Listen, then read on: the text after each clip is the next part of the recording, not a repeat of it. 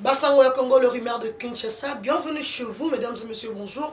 Parlons de cette situation qui aujourd'hui préoccupe tout un chacun de nous, les propos discriminatoires, le propos de Anne. Est-ce que la République démocratique du Congo serait aujourd'hui la capitale de la discrimination raciale? On peut le dire ainsi, une question que nous nous posons car le chef de l'État de l'humain n'est pas d'accord avec ça, du fait que la Constitution elle-même interdit de discrimination raciale. Et pourquoi certains de nos leaders politiques tombent dans ces pièges? Nous sommes chez vous aujourd'hui avec Ludovic Kalengai, un leader congolais, un jeune, le coordonnateur national du PMVS, le programme multisectoriel de vulgarisation et de sensibilisation en République démocratique du Congo, ainsi que dans la région de Grand Lac. Bonjour. Bonjour madame. Comment allez-vous? Non, ça va très bien et je suis très content d'être parmi vous ici pour parler de la situation actuelle qui sévit en République démocratique du Congo. Voilà, nous sommes également très heureux de vous voir répondre à notre invitation et d'être parmi la famille de rumeurs de Kinshasa. C'est pour parler de ce qui est de rumeurs. Aujourd'hui, tout le monde parle de propos discriminatoires. On dirait que la République démocratique du Congo est devenue un pays séparatiste.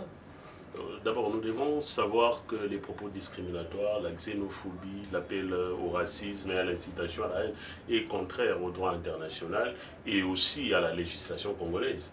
Donc tout cela est utilisé par les leaders politiques qui ont leur agenda caché qu'on appelle une campagne électorale. Donc chacun se dit d'utiliser cette incitation à la haine pour garantir son opinion publique et surtout en cette période électorale. Je voulais vous rappeler qu'il y a de cela 2 mois, nous avons déjà dit que la période électorale sera une période d'incitation à la haine parce que nous savons que le seul moyen pour un leader politique de se faire un nom au niveau de l'opinion, c'est d'inciter les autres à la haine. Pourquoi? Parce qu'il s'attache d'abord au niveau mental de certains Congolais qui pensent que le seul moyen d'aimer celui qui est avec lui, c'est d'insulter les autres. Alors les politiciens utilisent ça, mais c'est quelque chose qui est condamnable. Et nous sommes déjà très contents que le chef de l'État ait parlé de ça le 13 janvier 2023 à l'heure du Conseil de ministres. Nous constatons déjà automatiquement que notre voix a été écoutée parce que ce combat de lutte contre la discrimination, contre le message de haine, nous l'avons commencé déjà à 14 mois. Donc j'ose croire que c'est une marche positive pour que nous puissions évoluer et amener le pays dans le développement. Parce qu'en continuant ce message de haine, ce sont des éléments qui font obstacle au développement en République démocratique. Voilà, alors que le processus électoral a déjà été déclenché, nous constatons que de partout, les gens sont en tiraillement, dans le Katanga, dans le Kwamoutou, dans le plateau de Bateke, ici même dans la capitale congolaise, au Kinshasa, à l'est de la République démocratique du Congo, nous nous posons des questions. Y a-t-il pas de danger pour les échéances électorales? C'est déjà un danger pour le processus électoral. C'est pour cela que le PMVS même avait proposé une transition de 4 ans. Nous avons écrit au président de la CENI une lettre ouverte qui sera aussi déposée physiquement demain pour que nous puissions d'abord, avant que la République démocratique du Congo puisse organiser les élections crédibles, il faudrait que nous puissions unifier le pays. Nous avons proposé une transition qui sera dirigée par le chef de l'État actuel, Félix Antoine Tshisekedi, qui a déjà démontré une bonne volonté politique d'unifier le Congo. Et vous allez le constater, lorsque le chef de l'État a eu le pouvoir, il a appelé toute la classe politique à cette unité. L'union sacrée est une preuve d'une unité nationale. Et lui-même aussi, lorsque la situation de l'Est du pays a eu à créer d'autres situations, il a appelé tous les leaders politiques à s'unir pour que nous puissions défendre l'intégrité de la République démocratique du Congo. Mais nous avons constaté que chaque leader politique ayant son agenda caché, chaque personne utilise ce qu'on appelle le campagne de la haine pour garantir, comme je l'ai dit tout à l'heure, sa base électorale. Mais nous, le PMVS, par exemple, hier, nous avons saisi la présidente du Parlement européen ainsi que tous les parlementaires de l'Union européenne nous avons documenté tous les messages de haine qui ont été utilisés par plusieurs leaders politiques ainsi que la structure, la Lucha, qui a été accompagnée par une structure que l'on appelle Against Impunity, quelque chose donc la lutte contre l'impunité en République démocratique du Congo, qui ont été même invités lors de leur 10e anniversaire pour inciter la population à la haine. Vous avez suivi le ministre de l'Hydrocarbure, Boudimbo, vous avez suivi Jean-Lucien Boussa, qui n'a pas fait preuve d'une maturité politique, mais qui s'est lancé dans le populisme. Alors moi je pense que ce sont des personnes qui sont en train de détruire le pays de l'intérieur. Nous demandons aussi à l'Assemblée nationale de pouvoir adopter la loi contre la xénophobie, contre la haine, contre l'incitation à la haine qui traîne encore au bureau de l'Assemblée nationale. Parce que si nous constatons que cette loi n'est pas adoptée, donc nous allons considérer l'Assemblée nationale comme complice de cet acte xénophobe. Avant de parler de cette loi à la table de l'Assemblée nationale, parlons un peu de cette transition avec Félix-Antoine Tshisekedi Tshilombo. Est-ce qu'on peut parler de sa politique de faisabilité? Exactement. Bon, moi j'aimerais toujours dire que la volonté politique s'observe pas simplement par des actes, mais par une observation simple dès le jour où il a eu le pouvoir. Le bilan d'un chef de l'État doit être constaté par rapport à la redevabilité aussi de la population en fait. Donc nous peut-être en tant que jeunes Congolais, nous devons nous poser la question, avons-nous contribué à un bilan du chef de l'État? Je donne un exemple simple, il y a 26 provinces en République démocratique du Congo. Le chef de l'État, c'est pas pour rien qu'il y ait des gouverneurs dans toutes les provinces, c'est pas pour rien qu'il y ait des ministres provinciaux. Ce n'est pas au chef de l'État de suivre tout cela, il est le garant de la nation, mais les gouverneurs doivent, et chaque ministre provinciaux ainsi que nationaux doit essayer de régulariser son secteur. Nous avons compris que le chef de l'État, chaque jour, à chaque fois qu'il tient la parole au niveau de la nation, il parle toujours du problème de l'incitation à la haine, il parle toujours du problème de la xénophobie, il parle toujours de l'implication de la jeunesse, de la population dans le processus du développement. Mais si nous, les jeunes, nous n'arrivons pas à nous impliquer, nous, les jeunes, nous sommes dans des partis politiques pour utiliser toutes ces campagnes partisanes, nous sommes dans des partis politiques pour utiliser tout ce que nos leaders politiques disent, automatiquement, on n'aura pas aidé le chef de l'État. Alors, la seule procédure d'aider les chefs de l'État, c'est que nous puissions aller à une transition. Cette transition va permettre à ce qu'il y ait une unification de tous les pays. Dans le niveau du Katanga, déjà, il faudrait savoir que ça barde, même si ça n'a pas encore de l'ampleur, ou encore beaucoup de leaders politiques ne veulent pas en parler, mais il y a une guerre entre les Kassaïens et le Katanga. Au niveau de Kwamont, il y a beaucoup de villages des Téké qui sont détruits, beaucoup sont morts. On leur accuse d'être des Gabonais ou des Congolais de Brazzaville par les Yaka. Les Yaka, même, ils sont en train de déclarer que même ce que nous appelions à l'époque, jusqu'aujourd'hui, plateau des Batéké, ça appartient aux Yaka. Même Kingakat, ils disent que ça leur appartient.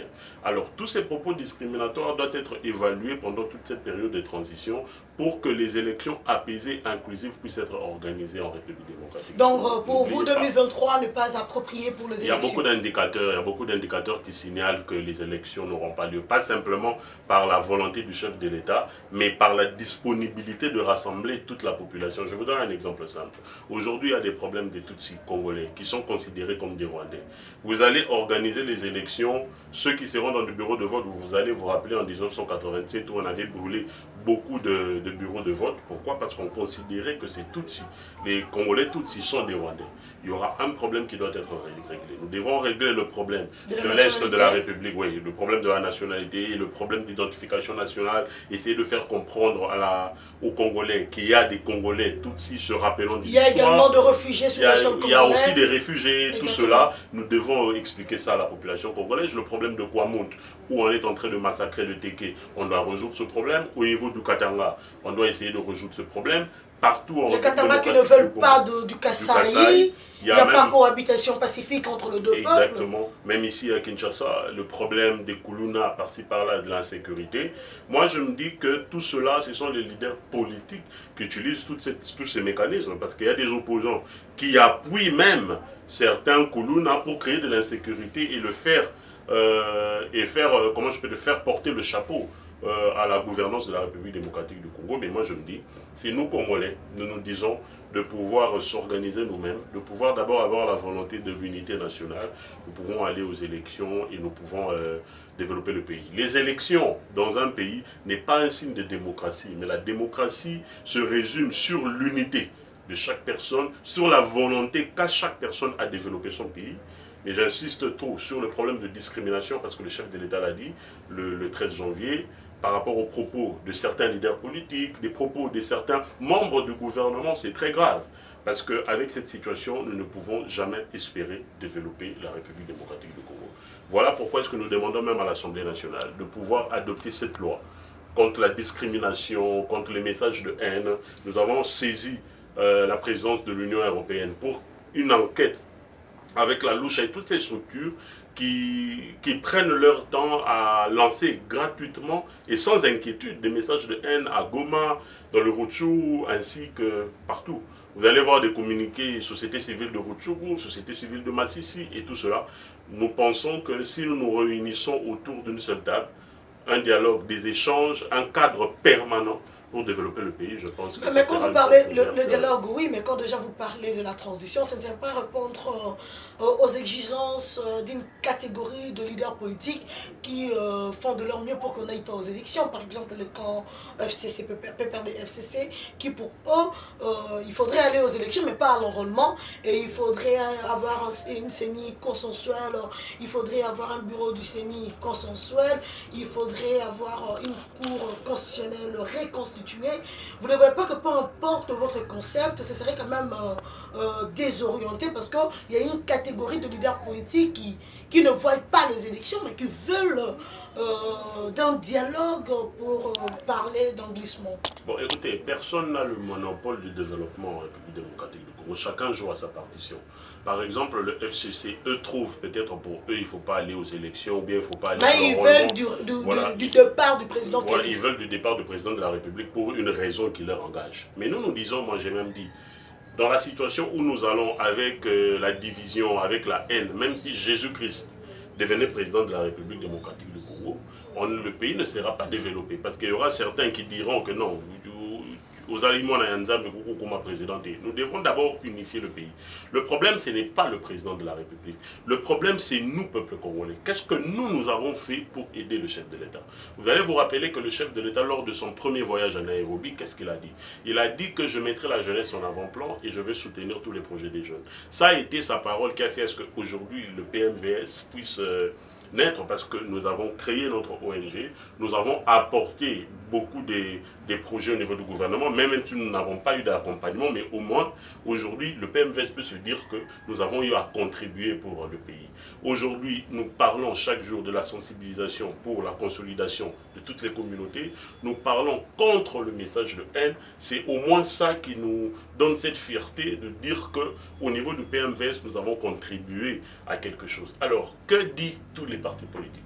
Vous allez d'abord remarquer que dans un parti politique, la définition d'un parti politique, c'est de conquérir le pouvoir et de le conserver. Exactement. Vous allez conquérir le pouvoir par quel moyen? Beaucoup de gens cherchent à conquérir le pouvoir par le message de haine, cherchent à conquérir le pouvoir par la tricherie, par des massacres, par quoi que ce soit. Et la manipulation de la jeunesse, par la manipulation de la jeunesse. Mais moi, je me dis, parce qu'aujourd'hui, déjà, il y a 97% des jeunes qui sont dans des partis politiques. Ils réfléchissent par procuration. Donc vous allez comprendre qu'il y a d'autres jeunes en discutant avec eux qui savent qu'il y a des Congolais tous, mais qui refusent de le dire parce que leur leader politique dit qu'il n'y a pas des... Les Banyamulenge ne sont pas des Congolais par exemple. Alors, il utilise cette réflexion. Alors que le chef de l'État a dit que les Banyamulenge sont des Congolais. Le chef de l'État a dit que les Banyamulenge sont des Congolais. Là, le chef de l'État s'est appuyé à la légalité et à la nature, je peux dire. Parce que j'ai toujours dit que la nationalité congolaise de Tutsi n'est pas une clémence de qui que ce soit. Ils étaient ici avant même que les Belges puissent mettre le pied. Et le chef de l'État l'avait déjà compris. Il a voulu dire ça à la population, mais une population qui était longtemps instrumentalisée. Mais écoutez, la parole du chef de l'État doit être une parole sacrée que la population doit considérer. Alors, si la population n'arrive pas à considérer ce que le chef de l'État a dit, donc nous sommes dans une situation d'instrumentalisation où nous n'arrivons même pas à avancer. Aujourd'hui, en suivant cette instrumentalisation, le pays ne sera pas développé.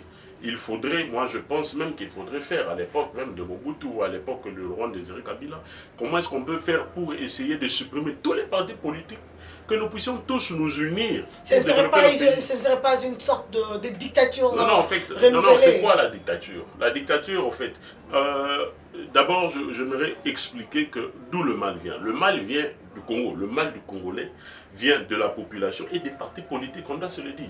Parce que tout cela même, je donne le ministre Goudimbo, le ministre Jean-Lucien Boussa, c'est ça les leaders. Il y a également l'honorable Dominique Mounongo qui a demandé à tout le Kassaya, non pas à tous les Kassaya, à tous les Congolais qui ne sont pas ressortissants de la grande configuration du Katanga de rentrer chez eux dans les constructions.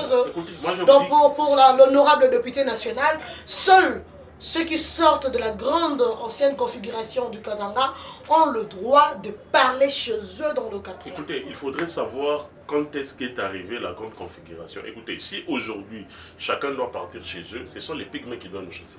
Parce que nous savons que l'histoire nous dit que ce sont eux les premiers habitants. Nous venons tous de quelque part. Ouais, nous venons tous de quelque part. Personne n'est sorti de son clan, de son espace clanique comme un champignon. Non, nous sommes venus de quelque part.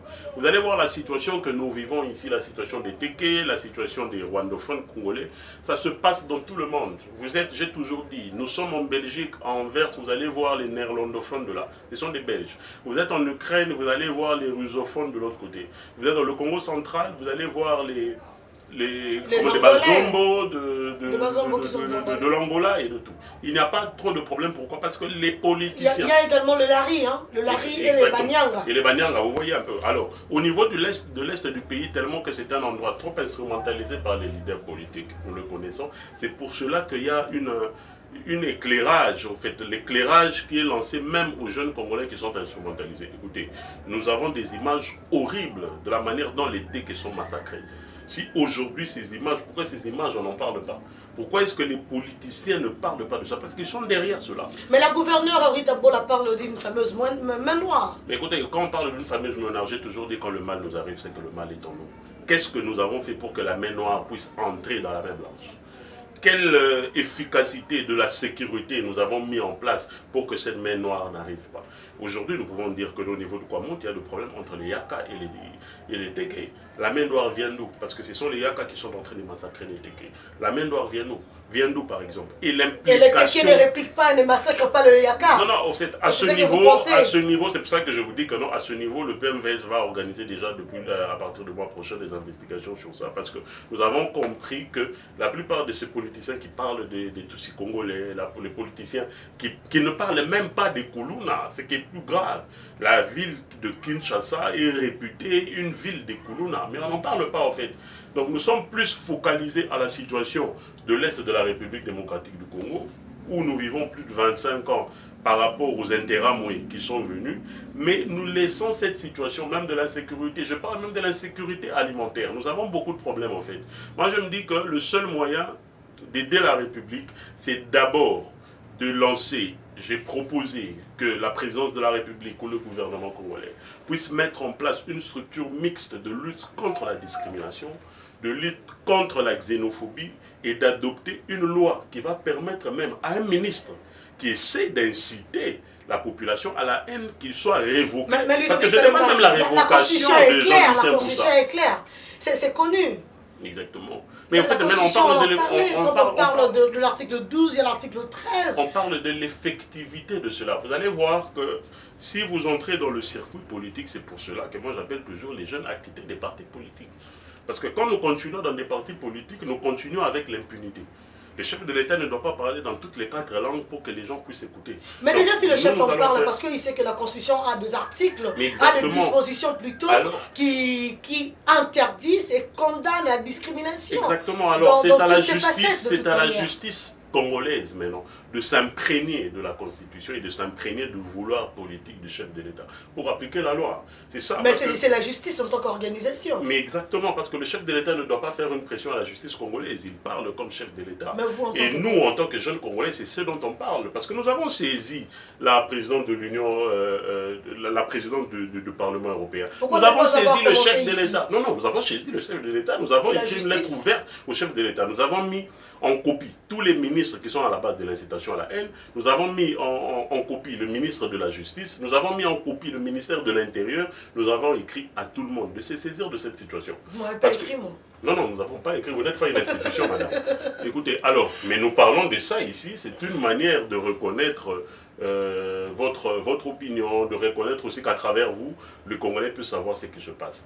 Alors, nous, notre rôle, en tant que jeunes Congolais, c'est de dénoncer cette xénophobie, ce massacre par-ci par-là, ainsi que de faire pression pour que toutes ces personnes puissent répondre de leurs actes. Moi, je demanderais même, avec insistance, la révocation de tous ces ministres. J'aimerais même que le remaniement qui est annoncé par les chefs de l'État, qu'on ne revoie plus des gens comme Jean-Lucien Boussa, comme Boudimbo, comme Moïndo Nzangi, toutes ces personnes qui incitent les gens à la haine là, comme Jean-Lucien Palouk, ou comment il s'appelle, Julien Palouk ou des choses pareilles. Toutes ces personnes, moi, on n'aimerait plus les voir dans le gouvernement. Il faudrait une unité nationale, il faudrait des personnes qui comprennent la volonté politique du chef de l'État, qui se taisent quand ils savent, parce que inciter à la haine, ce n'est pas insulter. Je donne un exemple, même comme moi-même.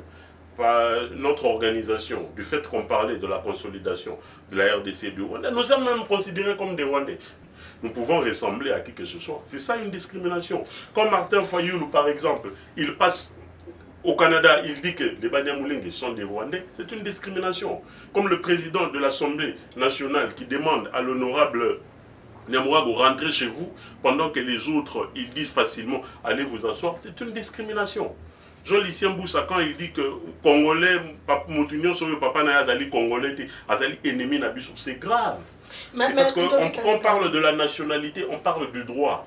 On ne parle pas de la morphologie, on ne parle pas de l'origine, on parle de la nationalité congolaise. Il y a d'autres aussi qui sont des étrangers, qui sont venus, qui ont marié des Congolaises, qui ont marié des Congolais, qui ont acquis la nationalité. On parle de la nationalité, on ne parle pas de l'origine. Donc, alors, il faudrait vraiment que la plupart des leaders politiques comprennent cette situation et surtout que le gouvernement congolais ainsi que la justice congolaise puissent se saisir de cette situation de discrimination et d'incitation. Vous êtes au moins conscient de ce qui pèse, parce que là, vous parlez de Rwandais, prenons le cas de Rwandais. Vous savez que la République démocratique du Congo a 9 pays voisins limitrophes. Nous avons 9 pays limitrophes. Et de ces 9 pays limitrophes, ici, on a abordé la question de partage de frontières entre le Congo-Brazza, la RDC, l'Angola, la RDC. Nous avons le Bazomba, vous avez dit, nous avons également le Lari, avec le Banyanga. Mais pourquoi ce n'est qu'avec le Rwandais qu'il y a de problèmes? Bon, en fait, moi j'ai toujours parlé d'une instrumentalisation politique. En fait, vous devrez vous rappeler d'où l'histoire a commencé. En 1994, lorsqu'on a lancé l'opération Turquoise, la plupart des Interahamwe et tous ceux qui massacraient les Tutsis sont venus en République démocratique du Congo. Ils sont venus avec armes et munitions. Et c'est à partir de cette année-là qu'il y a eu maintenant les... Mais c'était à la demande de la France. Mais exactement, c'est ça. Mais nous l'avons accepté parce que nous avons eu... Alors nous ne devons pas... Ce n'était pas un piège contre le pays, contre la RDC. Et voilà, là où nous parlons maintenant de 2 pays qui sont à la base de ce qui se passe. Moi, j'ai dit d'où vient le problème. Lorsque nous avons ouvert nos frontières, sur base peut-être de pression, quoi que ce soit, mais au moins nous avons ouvert la frontière, oublions que nous avons aussi une légitimité ou notre souveraineté, même si la France nous faisait la pression, nous avions l'obligation même de refuser. Mais pour des questions humanitaires, étant donné que le FPR avançait déjà, les Interahamwe sont entrés avec armes et munitions. Et c'est là où les trafics des armes ont commencé. Et lorsque les Interahamwe sont arrivés, ils ont découvert qu'il y a d'autres personnes ici qui ont la même morphologie de personnes qui étaient en train de massacrer là-bas, les Tutsis congolais. C'est là où ces massacres ont commencé. Vous devrez savoir aussi que l'Est du pays est un pays riche. Il y a cela, il y a la convoitise, il y a tout ça qui est arrivé. Mais nous ne voulons pas entrer dans des détails. C'est arrivé ou bien c'était prévisible en fait? Moi je pense que c'était un bon de ça. Tout était déjà organisé, orchestré. Non, en fait, et qu'il fallait juste un plan d'exécution. Si nous allons dans ce terme-là qui était déjà organisé, je dirais que c'est faux. Parce que ce qui était organisé, c'était les génocides. Parce que sur toutes les 10 étapes du génocide, il y a l'incitation à la haine. C'est ce que nous passons maintenant. Parce que même le rapport que nous avons publié, ça, quand nous nous comparons avec les 10 étapes du génocide, nous vivons ce qui s'est passé au Rwanda avant les massacres des Tutsis et tout. Alors, c'est cette affaire du génocide, quand le FPR a avancé, parce que quand vous dites que ça a été prévu, je dirais non. Parce que personne ne savait que le FPR avait une puissance de feu qui pourrait chasser les Hutus génocidaires de l'autre côté. Et quand ils ont constaté cette puissance de feu, la France ainsi que d'autres pays de la communauté internationale ont fait la pression pour que ces Hutus qui massacraient de l'autre côté puissent venir en République démocratique du Congo. Et quand ils sont venus, ils ont constaté que business est en Mboga, par exemple. Parce que j'aimerais toujours dire, quand les gens parlent des Rwandais, il faudrait savoir qu'il y a les Tutsis, il y a les Hutus et il y a les Twa. Quand on parle de Rwandais, mais le Congolais ne voit que c'est un Tutsi qui est Rwandais. Non. Il y a des Hutus, il y a des Hutus et il y a des Twa. Quand on dit que non, voilà, ce sont les Rwandais qui nous agressent. C'est l'ensemble des Tutsis, des Hutus, des Twa. C'est simplement les Tutsis, Ce sont les Hutus ou quoi. Et On devrait avoir non, on a massacré seulement le Tutsi, on n'a pas massacré le Toit. Non, écoutez, dans le génocide rwandais. Le génocide rwandais, comme vous le voyez bien, on l'appelle le génocide perpétré contre les Tutsis. Il y a des éléments donc qui le prouvent... Toit ont également massacré les Tutsis. Non, j'ai dit ceci. Nous allons d'abord à l'histoire, en fait. Qu'est-ce qui s'était passé? Pour revenir, pour donner sens à l'explication que je donne. Les Tutsis étaient des éleveurs, les Hutus des agriculteurs et les Tois étaient des ouvriers. Donc ce sont eux qui fabriquaient les lances, des choses un peu pareilles. Mais les Hutus étaient plus majoritaires. Le président de la République, l'ancien président de la République, Habyarimana, était un Hutu. C'est lui-même qui avait, depuis 1967, dire que non, il faudrait massacrer tous les Tutsis. Les Tois ne parlaient pas. Les Pygmées ne parlaient pas, ils n'ont jamais parlé jusque maintenant. Il y a même la chaîne Mille Collines, qui avait un grand actionnaire qui était un Hutu. Il y avait beaucoup d'indicateurs qui témoignaient que ce sont les Hutus qui ont massacré les Tutsis. Mais étant donné que nous parlons de la République démocratique du Congo maintenant, je ne m'aimerais pas entrer dans ces détails. Ce qui est important, c'est ce qui nous concerne. Parce que nous avons importé ce problème de Hutus et Tutsis là. Les Hutus sont venus avec leur esprit génocidaire, ils ont influencé tous les Congolais. Moi, je suis même étonné qu'un Kinois de Bandundu, qui est né par exemple à Kisenso, qui a 24 ans aujourd'hui, qui dit facilement que les Tutsis ne sont pas des Congolais, ce sont des agresseurs. Il n'est jamais arrivé à l'est du pays. Il ne connaît pas l'histoire qui s'est passée. Il ne connaît même pas l'opération turquoise. C'est pourquoi? Parce qu'il a regardé à la télé. Leur leader politique a dit que les Tutsis, comme l'ancien ministre Bitakwira, quand il dit ça, et les gens ne lisent pas, n'aillent pas apprendre pour dire ceci. Moi, j'étais à Rutshuru, j'étais à Masisi, j'étais au Rwanda. J'étais dans ces pays de la région où je me suis renseigné personnellement. Je n'ai pas voulu lire simplement tous les livres, mais je me suis renseigné pour connaître l'histoire de la République démocratique du Congo. Moi, je pense que le débat en ce moment doit se concentrer sur la cessation de la discrimination. Là je suis d'accord. Je suis d'accord. Derrière la cessation, cette lutte-là, nous voulons tous lutter contre la discrimination.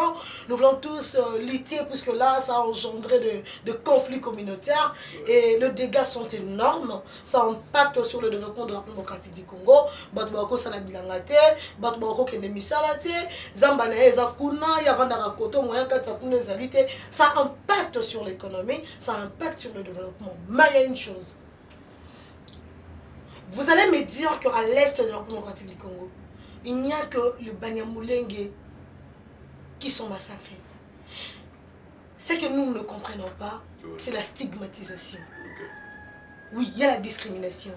Mais reconnaissez-vous également qu'il y a la stigmatisation.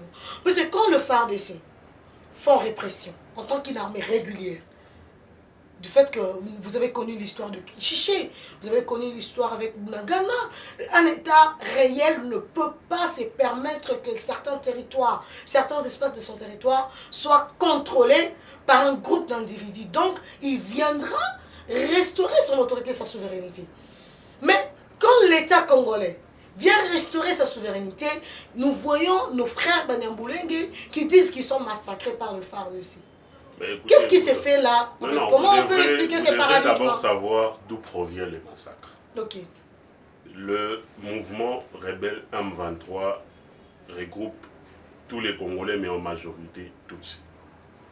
Alors, quand la population, qui ne sont même pas peut-être les FARDC, la population, tout, savent que c'est en majorité Tutsis, sans que ce sont tous les Tutsis qui sont mauvais. Je donne un exemple, même moi aujourd'hui, si je viens voler votre caméra, je pars, je suis un Kassaïen, et qu'il ne faut pas faire que ça va nous battre. Non. Si les FARDC ou les Congolais disent que c'est le M23 qui est l'ennemi, ils doivent traquer le M23. Mais ils ne doivent pas traquer. Mais pourquoi ce sont des civils qui revendiquent, qui disent qu'on est tué, on est massacré au Congo? Alors qu'il y a Madame, je vous dis que apparemment vous n'avez pas lu mon rapport. Le rapport était très bien détaillé de tous les villages Banyamulenge qui ont été détruits. Des vaches de Banyamulenge qui ont été tuées, ainsi que des gens qui ont été accusés, par exemple, de travailler avec les M23. Ils ont été arrêtés, tous les indicateurs sont là, dans notre rapport de 25 pages.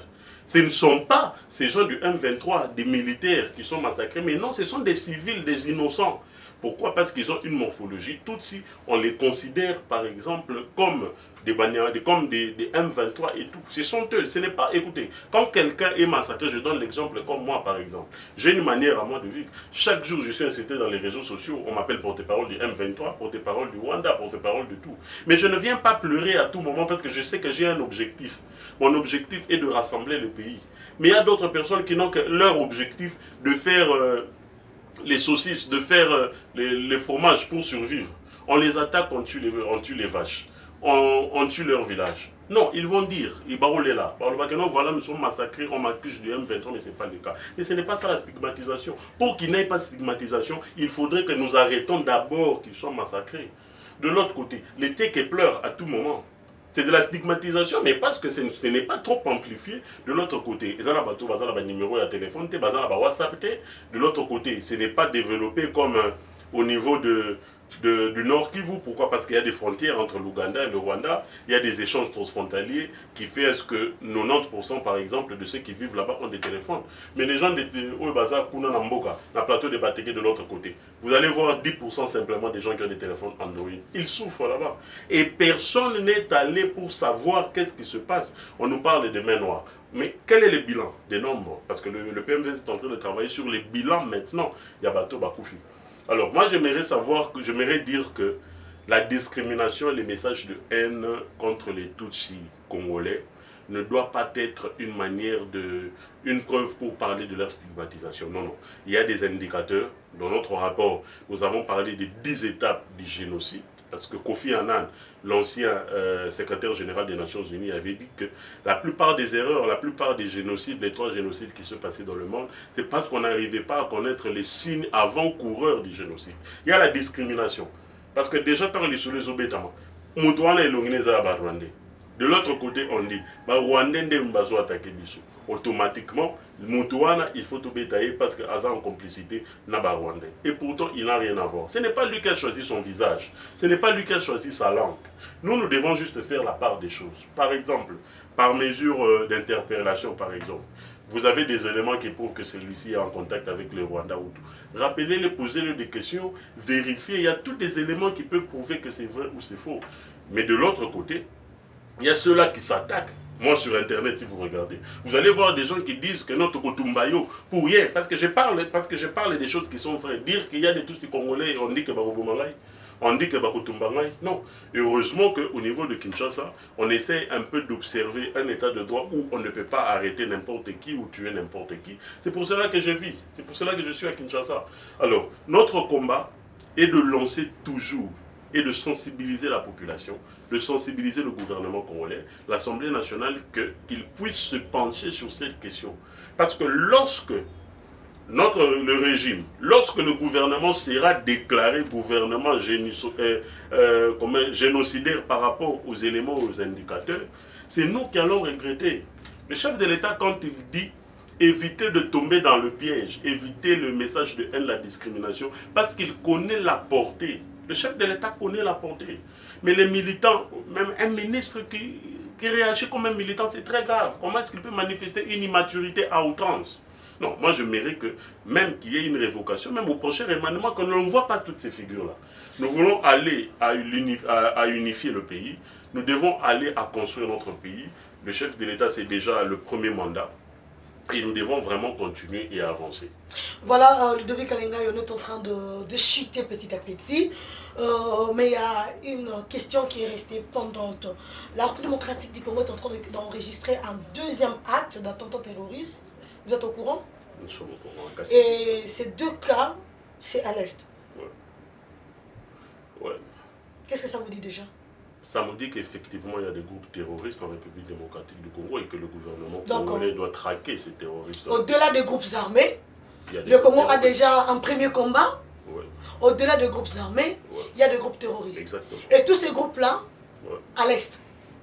Oui, à l'Est du pays. Et pourquoi seulement là-bas? Non, écoutez, vous vous rappelez le jour où le président de l'Assemblée nationale a dit que quitter les groupes armés, parce que le président de l'Assemblée nationale a tous les indicateurs, qu'il y a beaucoup de députés et des membres du gouvernement, je ne sais pas, certaines organisations qui sont en train d'entretenir des groupes armés, des groupes terroristes à l'est du pays. Pourquoi? Par rapport à nos richesses, par rapport à la division. Vous vous rappelez, en 1994, je me rappelle, ou 1995, j'avais un oncle dans le Kasaï.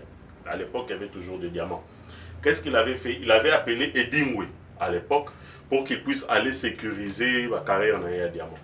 Et aujourd'hui, je commence à me rappeler que Edingwe à l'époque, c'était une personne au Batutu Barande Banga. Donc quand il est là,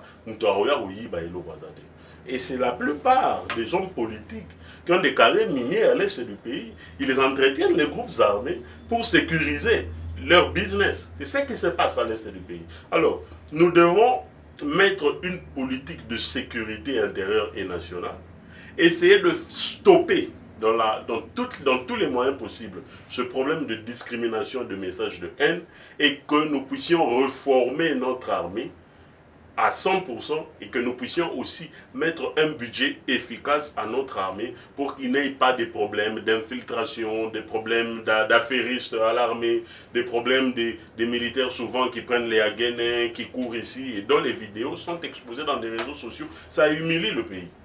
Donc moi je pense aussi qu'il faudrait aussi voter une loi des personnes qui prennent les vidéos de ces militaires, qui mettent dans les réseaux sociaux, ça humilie les pays. Donc c'est pour cela que j'avais proposé, le PMVS avait proposé une agence nationale du numérique.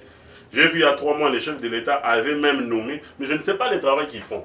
Leur job description, je ne sais pas. Et pourtant, l'objectif, c'était de veiller sur cette cybercriminalité afin de développer le pays sur le plan numérique. Il y a déjà le ministère du numérique qui est là. Et je pense qu'avec l'Agence nationale du numérique, ainsi que d'autres secteurs qui entretiennent le numérique, on doit mettre en place cette stratégie pour lutter contre cette cybercriminalité. Mais le porte-parole de FARDC nous annonce que celui qui a commis le deuxième attentat, donc l'attentat à Kasindi, est un sujet kenyan. Bon, en fait, moi, c'est lui, il est le porte-parole de l'armée. Ils ont mené des investigations. Et il a été arrêté. Voilà. Ils ont arrêté le monsieur et ils l'ont identifié, bizarrement. C'est un sujet kenyan, membre d'un groupe ADF. Ouais. ADF Moro quelque chose, ça a suffixe Moro Bunaka, tu vois. Ouais. Mais du moins, c'est un ADF. Ouais. ADF, mais sujet kenyan, alors que tu as vu que les ADF très souvent au Ougandais. Mais exactement. Non, il faudrait savoir que nous n'avons pas encore une capacité d'identifier tous les autres. Parce que tout cela, il peut être un Burundais, mais il est dans l'armée rwandaise parce qu'il y a des origines. Tout cela, si vous vous rappelez même du royaume, nous venons d'un seul secteur. Mais moi, je n'aimerais pas entrer dans ces détails parce que le PMVS n'a pas fait ces investigations. Nous avons constaté, nous avons souhaité les condoléances aux familles. L'armée dit, nous avons arrêté la personne. Exactement. Et moi, en l'identifiant, nous avons arrêté un Kenyan. Mais moi, j'aimerais que non, qu'il puisse continuer. Il y a une chaîne. Alors que l'armée kenyane est sur le sol congolais. Exactement, qu'il puisse continuer à faire des investigations et travailler avec qui. Et si on constate que réellement que c'est l'armée kenyane qui est, comment je peux dire, c'est le gouvernement kenyan qui est derrière ça, je pense qu'il y a des textes légaux qui devront faire. Nous allons saisir la communauté internationale pour qu'il y ait des sanctions et leur demander de quitter le sol congolais. Donc nous, ce que nous demandons, c'est d'abord le respect de la souveraineté de la République démocratique du Congo. Étant donné que l'armée congolaise, qui est la seule, l'armée congolaise, le renseignement, la DEMIAC, qui est la seule institution qui peut nous donner des renseignements, nous, on ne peut pas douter. Nous sommes là, moi je suis une ONG. Je n'ai pas fait les investigations sur la bombe. Et on me dit aujourd'hui que ce sont les Kenyans qui sont derrière ça. C'est le porte-parole de l'armée. Je ne peux pas dire non. Moi je dirais félicitations parce que déjà, en moins de 24 jours, vous avez déjà un indicateur. Alors trouvez, peut-être c'est toute une chaîne, peut-être il y a une complicité avec certains Congolais, il y a une complicité avec certaines personnes de l'Est. Il faudrait tous les arrêter. Ils doivent. Ce n'est pas une politique de décourager la population, de vider les lieux pour que l'espace de l'Est soit récupéré afin de rendre effectif l'idée que la partie Est appartienne à l'Afrique et au monde. Non, moi je dis... Parce que deux attentats, cette affaire... on a des groupes armés, on a des groupes terroristes. Ouais. Ce n'est pas pour rendre le milieu invivable. Non, moi je ne pense pas. Pour rendre le milieu, il y a toujours un objectif. L'objectif par exemple... Le minerai. Non, l'objectif par exemple c'est pour saboter par exemple le mandat des chefs de l'État. Il y a beaucoup d'éléments. Les opposants peuvent utiliser cette stratégie pour dire qu'il n'y a pas l'autorité de l'État. Nous ne devons pas tomber dans ces genres de jeux. Nous devons être unis et ne pas se diviser entre nous. Ah bon? Alors, moi je dis, cette affaire de balkanisation, ça n'aura jamais lieu en République démocratique du Congo. Aucune terre ne sera cédée. Tous les Congolais bénéficieront de ces avantages en tant que souveraineté. Et je n'aimerais pas que les politiciens puissent utiliser ces éléments de balkanisation pour créer la division. Nous avons 9 pays voisins. Vous devrez d'abord savoir qu'en droit international, le fait déjà d'être voisin à un pays fait de vous déjà un ennemi. Alors, il faudrait que nous puissions entretenir des bonnes relations. Si nous constatons qu'il y a ceux-là qui sont hypocrites, nous pouvons aussi être hypocrites envers eux. Donc, c'est possible. Donc, oui, il y a une possibilité. Mais moi, je dirais que nous devons d'abord nous concentrer. Ça peut être une diversion, par exemple. Ça peut être une diversion pour détourner l'attention au Kenya, de l'autre côté, on ne sait pas. Et pourtant, le problème est au niveau interne. Peut-être le problème est au niveau interne. On détourne l'attention vers le Kenya. Ça fait à ce que nous puissions avoir des ennemis partout. Nous puissions avoir des ennemis comme le Rwanda, l'Ouganda et le Kenya. Mais nous allons vivre sans voisins. C'est tout à fait anormal. Moi, j'aimerais que même que le service ainsi que le gouvernement congolais puissent savoir que nous sommes à une période très critique. On doit plus se mobiliser parce que ce qui compte maintenant, ce qui crée des problèmes, ce sont ce message, le message de haine. Nous appelons le gouvernement congolais à s'impliquer totalement et à sanctionner. On commence à que ce soit des ministres, que ce soit des députés qui incitent la population à la haine. Je pense que le règlement d'ordre intérieur de l'Assemblée nationale peut être appliqué pour qu'il y ait une cessation. Les groupes, les ONG, les associations qui incitent à la haine, je pense que la loi pourra être régularisée pour trouver cette situation. Voilà, merci à Ludovic Kalengai qui a accepté d'être là parmi nous afin de répondre à toutes nos questions. C'était un plaisir de vous recevoir. C'est moi qui vous remercie. Merci à tous les Congolais, merci à tous les compatriotes de la démocratie du Congo. Merci de vous abonner à Sangwa Congo, le rumeur de Kinshasa. Surtout, n'oubliez pas de partager le lien et de liker la vidéo. A très bientôt, restons branchés. Dans sa nouvelle édition, Eshima Magazine revient sur le bilan et le parcours de Georgine Selemani Toulia, l'ex-directrice générale intérimaire et actuelle directrice générale adjointe du Fonds national d'entretien routier FONER en cible. À la une, Georgine Selemani, ce visage qui a changé le FONER. Le magazine rapporte que les 2 ans passés à la tête du FONER comme directrice générale intérimaire ont été révélateurs de la touche de gestion de Madame Georgine Selemani. Ces 2 années ont marqué cet établissement public d'une empreinte indélébile. Après avoir mis en place sa stratégie de travail, son comité a réalisé plus de 113 millions de dollars mobilisés en 2020. Un montant réalisé uniquement par FONER sans ressources exceptionnelles. Ces chiffres ont augmenté à près de 200 millions de dollars en 2022, soit un taux d'accroissement de 48%. Sous son leadership, plusieurs travaux d'entretien routier ont été financés, notamment dans le Grand Équateur, au Kasaï et dans le Nord Kivu. Elle a réussi à financer le programme d'entretien routier PR 2021 de l'OVDA avec un taux d'accroissement de plus de 280% comparativement à 2020. Grâce à son concours, le logiciel douanier Sidonia World de la DGDA a été installé pour le suivi en temps réel des perceptions de la redevance FONER, ce qui a permis de faire bondir les chiffres de recettes dans cet établissement public. À lire également son interview exclusive accordée à Eshima Magazine. Autre titre à découvrir, DGI, les contribuables relevant de la DGE et CDI Kinshasa, appelés à régulariser leurs comptes courants fiscaux. Élection 2023, Denis Kadima lance le challenge CENI pour les élections générales le 20 décembre 2023. Agression de la RDC par le Rwanda, l'appel à la mobilisation de Tshisekedi trouve un écho favorable. Découvrez également un entretien exclusif avec le DG de l'OVD, Victor Toumba, sur ces 2 années de gestion de cet établissement, mais aussi un dossier sur les infrastructures de 5 chantiers de la République au projet Tshilejelu. Eshima Magazine, un nouveau standard d'information.